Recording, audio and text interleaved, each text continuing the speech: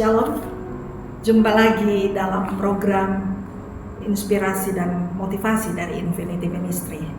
Kali ini Infinity Ministry mengusung tema tentang merindukan kedatangan Yesus menjemput gerejanya.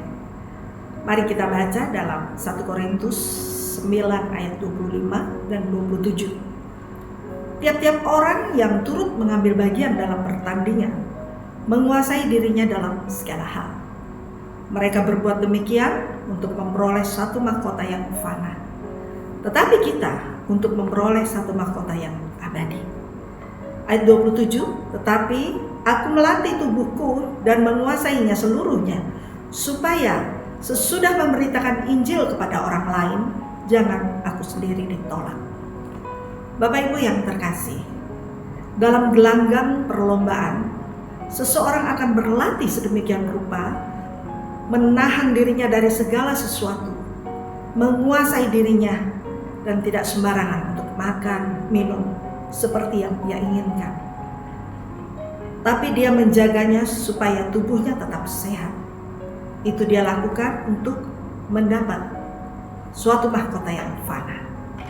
Tetapi bagi kita melatih diri kita untuk mendapatkan satu mahkota yang abadi.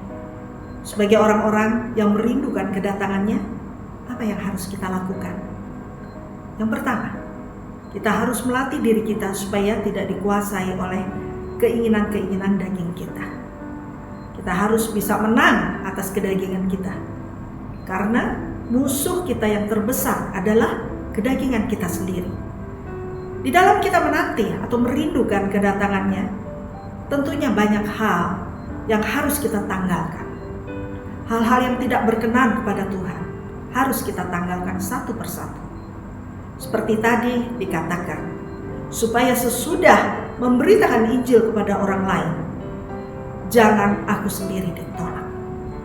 Kemudian yang kedua, apa yang harus kita lakukan dalam merindukan kedatangannya? Yang kedua, kita harus tetap berjaga-jaga. Karena tentunya dalam penantian kita, banyak godaan dan masalah yang membuat kita lemah. Dalam Markus pasal 13 ayat 33 dikatakan, hati-hatilah, berjaga-jagalah sebab kamu tidak tahu bila manakah waktunya tiba. Dalam 1 Tesalonika 5 ayat 6 juga dikatakan, sebab itu baiklah, jangan kita tidur seperti orang lain, tetapi berjaga-jagalah dan sadar.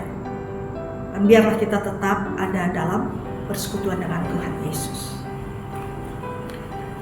Dan masih banyak lagi di ayat-ayat yang lain Tuhan mengingatkan kita untuk kita tetap berjaga-jaga.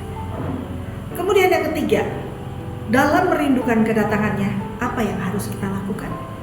Yang ketiga, kita harus mempersiapkan diri kita sebagai pengantin perempuan yang berdandan untuk suaminya, yaitu perbuatan-perbuatan yang benar dari orang-orang yang kudus. Dalam Wahyu 19 ayat 7, marilah kita bersukacita dan bersorak-sorai dan memuliakan Dia, karena hari perkawinan anak domba telah tiba dan pengantinnya telah siap sedia. Di sini anak domba adalah Tuhan Yesus sendiri sebagai mempelai pria sorga, dan pengantin atau mempelai wanitanya adalah gereja Tuhan, yaitu saya dan saudara, yang dipersiapkan untuk menyambut kedatangannya yang kedua kali. Amin. Puji Tuhan, Tuhan Yesus memberkati kita sekalian.